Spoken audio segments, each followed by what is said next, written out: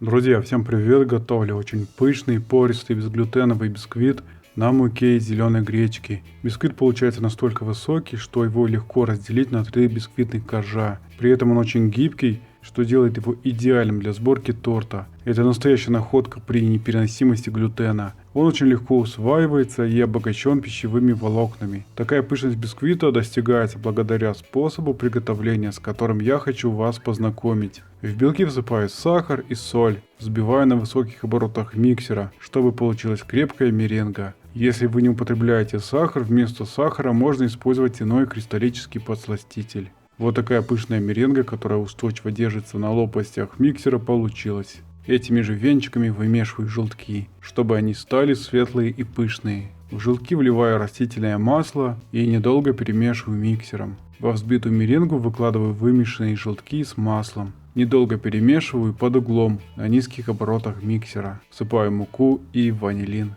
Осторожно перемешиваю на низких оборотах миксера под углом, чтобы насыщать тесто кислородом. Непромешанные остатки снимаю со стен чаши силиконовой лопаткой. Также осторожно перемешиваю миксером под углом, чтобы тесто не опало.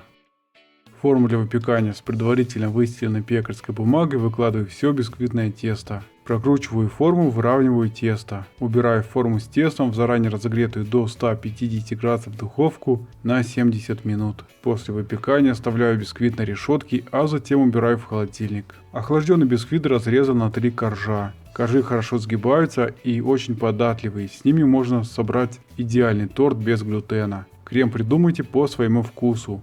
Этот бисквит можно есть просто в качестве кекса со сметаной или взбитыми сливками, а можно промазать любимым джемом или вареньем и устроить себе вкусные посиделки с чашкой чая.